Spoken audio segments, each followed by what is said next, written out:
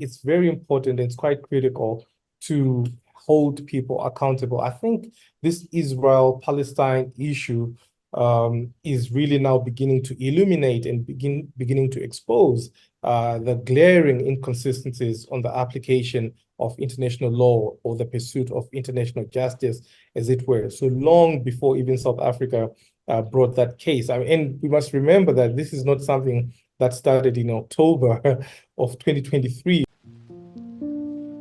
Pan-African Review is a platform that challenges assumptions about Africa and a space for introspective perspectives on matters of concern to Africans.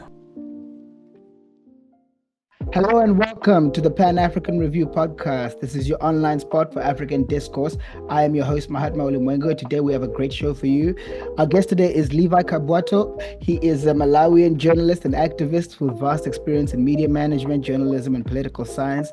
And he recently wrote an article in the Pan-African Review titled Decolonising International Justice. To achieve decolonization, a whole process of deconstruction and reconstruction is necessary. Guys, if you like this, please like, share, subscribe, send this to your family and friends, and we will be back with Levi Kabwato.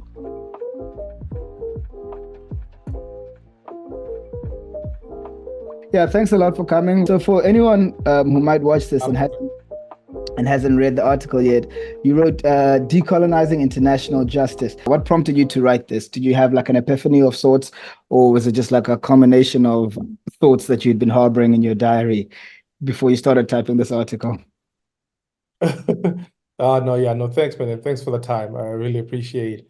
I think this has just been a question that's been lingering in my mind for a while, particularly in terms of just trying to figure out how best we could then, pursue justice in the world. Right. It just seemed like there were people who, could just get away with murder, literally, and there were people who were asked to account for certain things. So there just seemed to be an imbalance. And I think as a scholar of, politics, international relations, it was just a question that stood out for me quite starkly to then also as an African to then understand that as an African growing up in post-independent Africa, what does justice actually look like for a person like me? So it's been something that's been on my mind for a while, and finally decided to put pen to paper and came up with the article. So in your article, you wrote, quote, "The very same perpetrators of violence and the architects of crimes against humanity have assumed the role of judge, jury, and executioner in the framework of international justice. How do we as Africans oppose the global titans that determine international affairs, given their long history of monopoly on political and military power?" It's quite a heavy question to start us off, but I think it's appropriate. Yeah, it is quite hefty, but look, I think it's a necessary question to ask because that's precisely the question that drove me to write the article, right? So I wouldn't necessarily say, oppose, I wouldn't use the word oppose, but I would say, where is the balance, right? So we are taught and told that in law, everybody's fair, everybody's equal before the law, and the fact that justice is blind, right? Justice is blind. So is international justice blind? Is it fair? Is it equal? Are we all equal before that?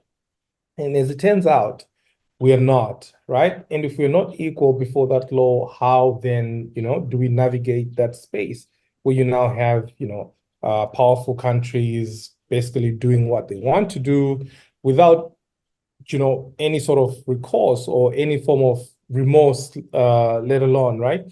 So the question then remains, how do we say we are equal, all countries are equal before this whole notion that we call international justice, but still how do then some other countries get around that and seem to get away with it?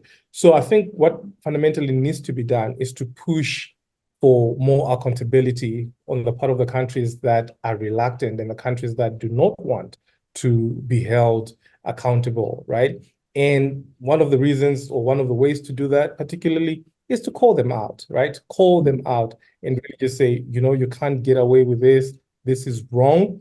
Usually, of course, there are consequences for doing that. And the consequences sometimes have been harsh on countries that have dared to step up and say, no, this is wrong, right? So we see countries like the United States of America, for example, the United Kingdom, more recently, either what's happening in Palestine, of course, with Israel being the aggressor there. So, and literally just saying you can't do anything to us because, we have the protection of the United States of America, we have the protection of other countries. So we need to call that out, and it has to be called. And once we do that, then we're able to then show the hypocrisy of the same countries when they come to weaker or arguably weaker countries and they want to hold them to some particular, sort of standard of justice. Right. Yeah, you mentioned Israel and the ongoing massacres in Gaza, which leads to the next question, because obviously South Africa sued Israel in the ICJ. And you also, in your article, you highlighted the International Criminal Court, the ICC, breath, quote, breathtaking inconsistencies on matters of international justice, stating that the court continuously reinforces colonial and imperial tendencies. So I just wanted you to just tell us about some specific rulings or statements by the ICC that have been, just very biased and leaning towards the imperialist side. Obviously, the United States and Russia, they have something to say about the ICC always, but they're not members of the ICC because they don't want to be scrutinized. It's almost hilarious if you think about it, but it's still depressing. But I just wanted you to tell us about like some of the specific instances of the ICC flexing its imperialist, muscle. Well, the mere fact that some of the world's most powerful countries are not, they haven't signed up, Right. they're not signed on to the Rome Statute that gives us the ICC is the clearest example that you need to understand, the entire dynamic, right?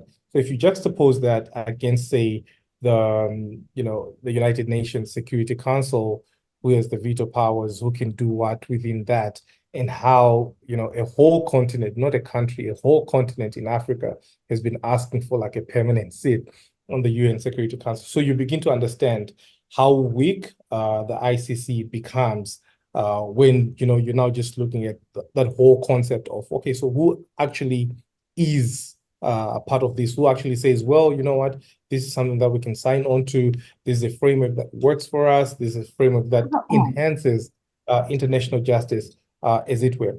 So that's the one point. The other point really is there was a time when there was a common position. I think it's still a standing common position at the African Union level with regards to the withdrawal of African countries from the ICC. And that was met with so much criticism. Oh no, look at these leaders.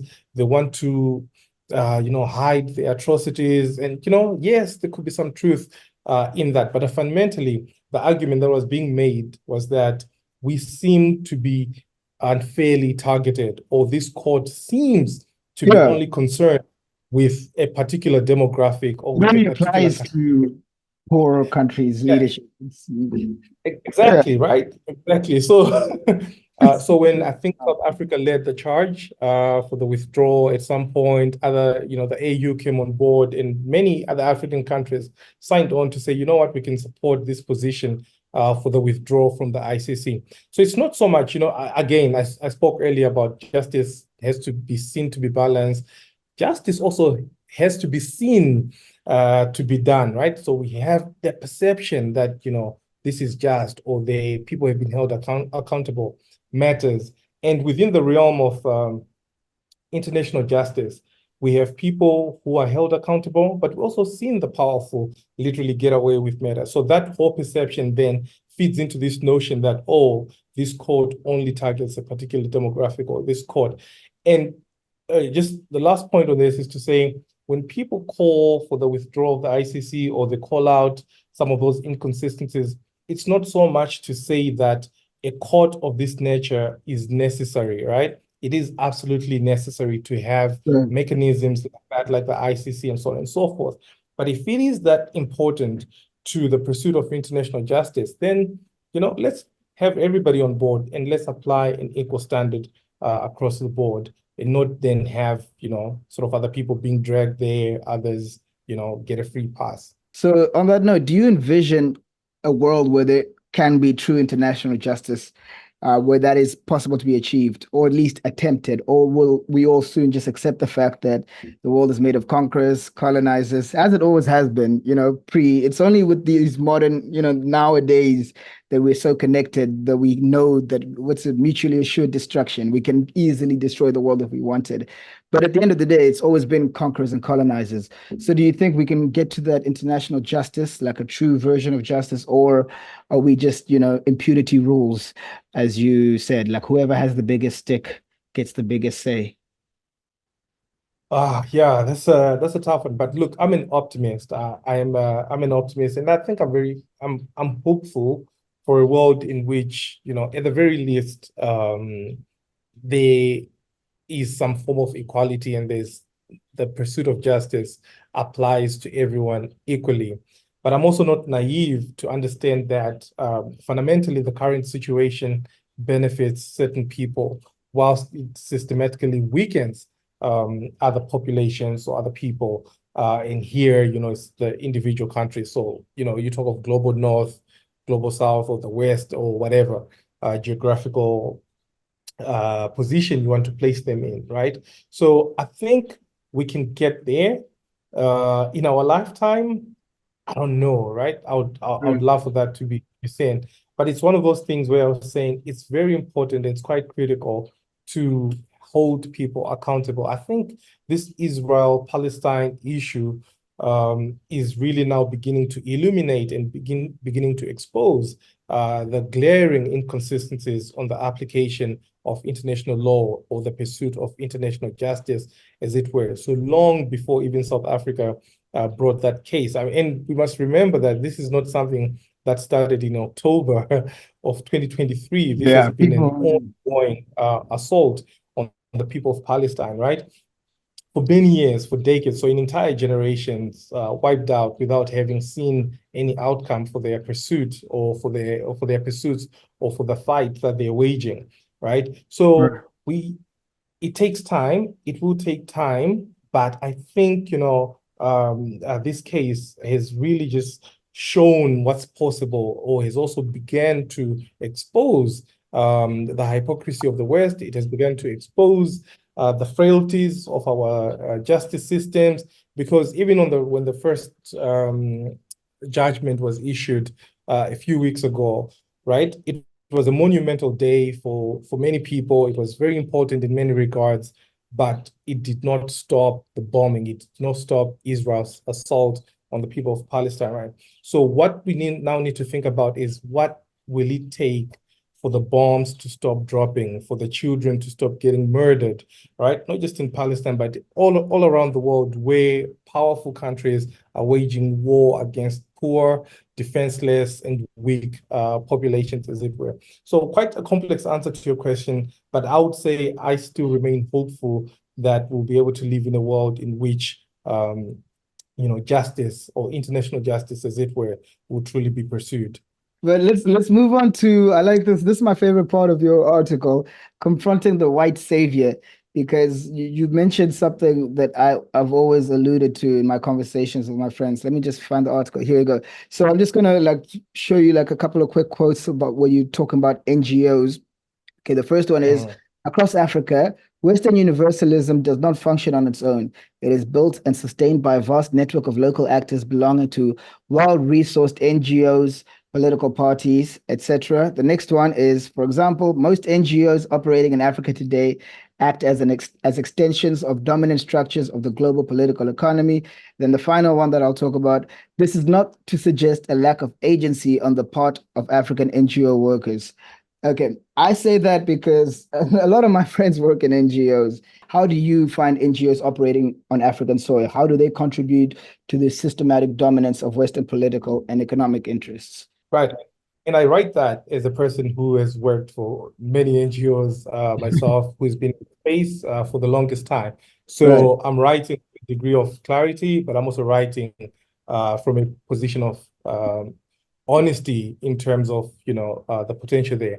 But let me start off by really just saying, there is a great deal of non-governmental organizations that do a lot of good.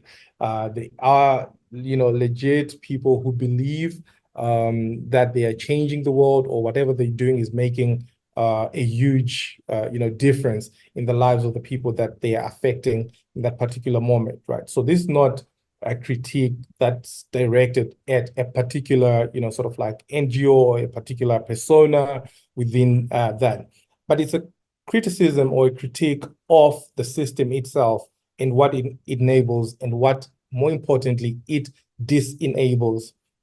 Right. So NGO literally means non-governmental organization, and there should be space for that within a state or widespread. True, right? Right. So, but then over time, with the evolution of the NGO, as it were, from its initial conception or proliferation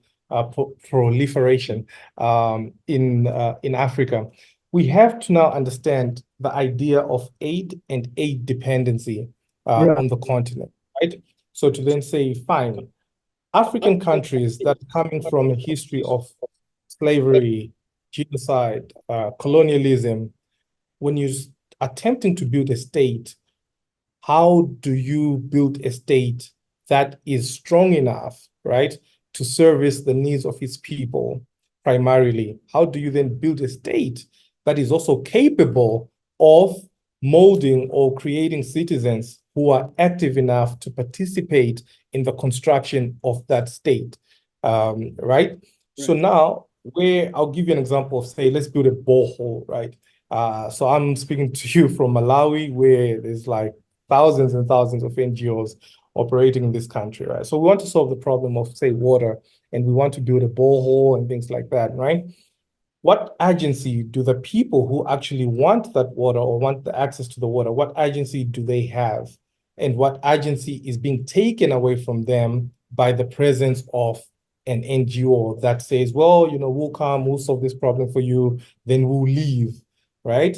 Then we'll just go in our report and say, well, we built a borehole in this area, then we leave. Then the people there, when the water runs out or when something happens to that borehole, are just going to fold their hands and say, well, those people are going to come back and and fix the borehole for us, right? So this is the particular enabling characteristic of the NGO position or the NGO proliferation in the continent, right? So what I was essentially then saying there was, at a systematic level, the NGO gives us, because the monies mostly come from the West, so there's a whole white savior industrial complex that's at play here, in which the perpetuation of the aid dependence is now not just on the state, as it were, but has shifted to the individual within that particular state. So where eventually, as a citizen, you no longer feel or see the need to hold your government accountable because there's an intermediary here who's playing that role ostensibly for you, right? So you then don't say, why do I not have water? Why do I not have energy? You ask the NGOs, why do I not have water? Why do I not have, right? And fundamentally then, that whole scenario or setup has the net effect of demobilizing citizens from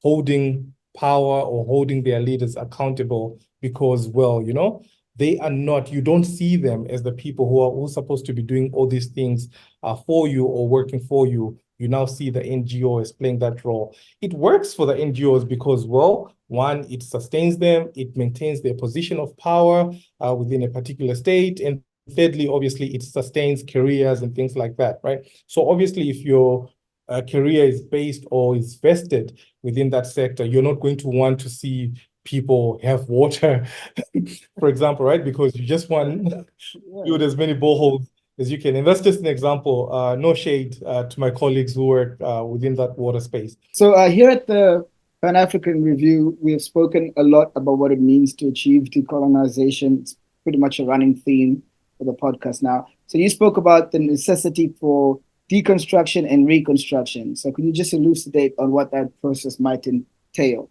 the deconstruction process and the reconstruction process? Yeah, Fanon actually says the process of decolonization is an extremely violent process, right? And I think violence was also used as a metaphor of just how, how much work needs to be done in terms of what he also says, thinking everything anew, right? So within the space of, say a political movement or a mass movement, agitating for change, there are particular ambitions at the time, at the prevailing time. We are fighting the colonialists because we want to be free.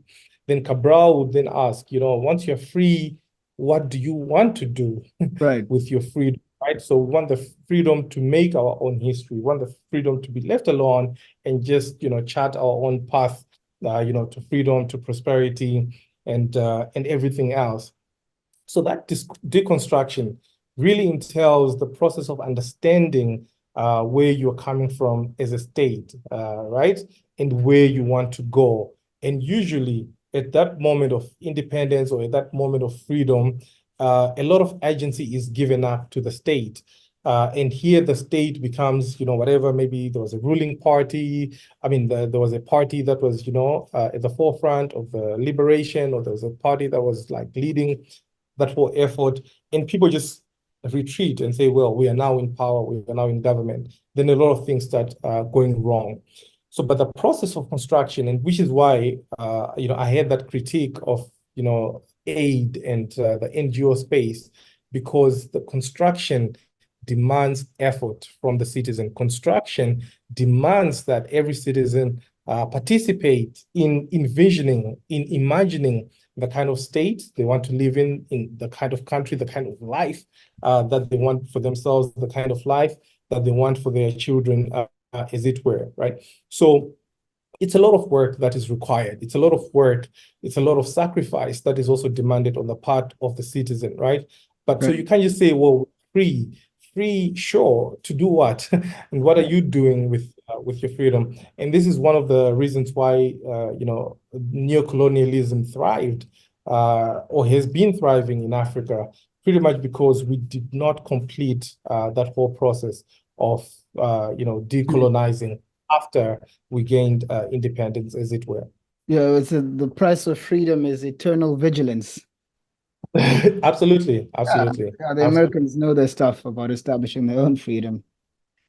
Exactly. So, in closing here, how could we as Africans establish our own fair and decolonized mechanisms for justice? Is that a possibility, especially in our lifetimes, or even when we seem unable to come up with a shared African indigenous value system on which such a justice system would be built? So, does it require us to create our own version of dealing with our tribal structures, which is, we're trying to almost push to the side?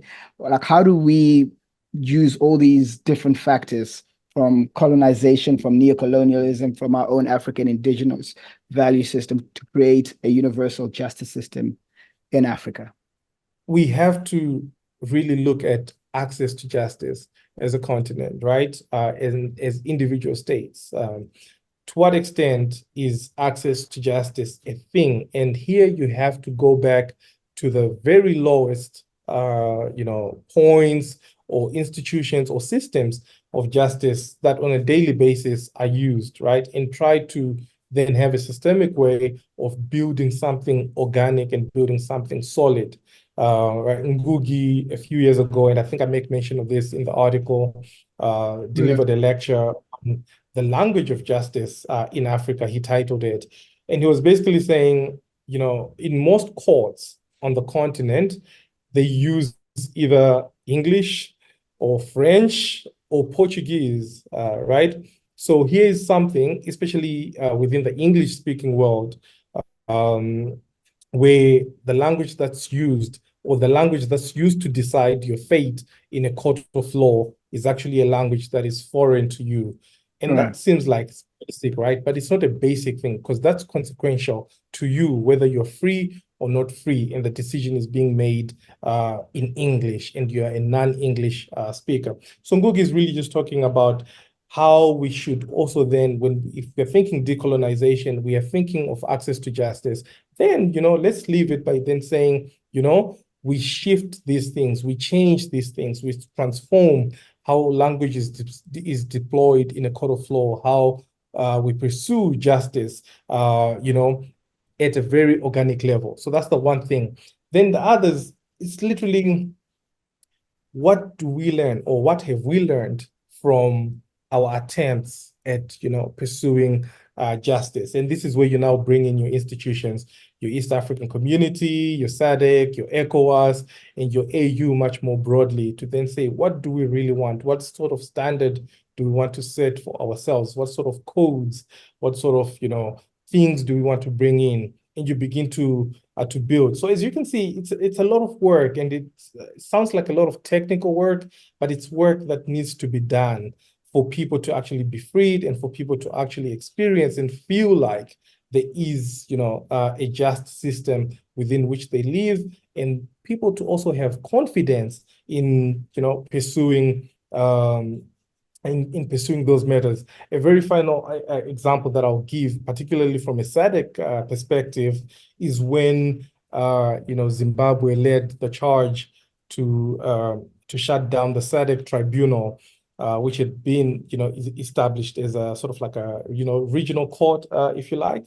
Right. And for all the criticism that you can level at the SADC tribunal, I think that whole charge of by Zimbabwe, during the time of the land reform, there were particular complexities there, but the mere fact then that, we are quick to then say, no, okay, fine, let's do away with this court, or because we agree, or we don't want to, to do certain things that might upset a country or a person, then let's get rid of this whole thing together. So I think, much more broadly, we have to understand the value of our institutions. Again, my criticism in the article is not to say, throw everything out, just, blow everything up. Certainly not. It's literally to say, how can we look at the institutions as they exist? How can we transform them? And more importantly, how can we think about the future and begin to design institutions that are value-driven, institutions that are relevant to our context, and institutions that have a particularly Pan-African agenda that they are pursuing in defense of the African people, so that everything else, our position in the world improves, so that whatever we do as a people, whether in unity, whatever we do as a continent, begins to give us some level of confidence as the people who live on the continent, but also begins to assert our power as well within the global stage. Then we will be taken seriously. Then we won't have all these people come at us and really just say, well, you're weak, you don't deserve anything, you're African, you're poor, therefore you're not human. So fundamentally, the question of decolonizing international justice is also a question of reaffirming African dignity and the dignity of every Black person around the world. Okay, well, Mr. Levi Kabwato, it's Levi or Levi? I want to get it right. I'm good with either. Levi Kabwato, thank you very much. That was very engaging, and I really appreciate it. It's been a while since we've, tried to have a philosophical understanding of how things operate, because when you start getting to this, like the actual specifics, like the last episode was the oil companies exiting Nigeria, you get into the very minutiae of it. So now it's nice to step back and just look at it from a wider scale. So I appreciate you for that. Absolutely. No, I appreciate you. And you know what? This year I'm back at the Pan-African Review, so there'll be more of these interactions. Definitely. If you have another article, we'll definitely have you on, and then we can have another discussion about it. Okay. Absolutely. Looking forward to that, man. I appreciate it. All right. Thank you very much. Enjoy the rest of your week. Cool. You too, man. Cheers. Thank you very much for sticking with us till the end. Be sure to check out our website at panafricanreview.com, and we will see you guys in the next episode.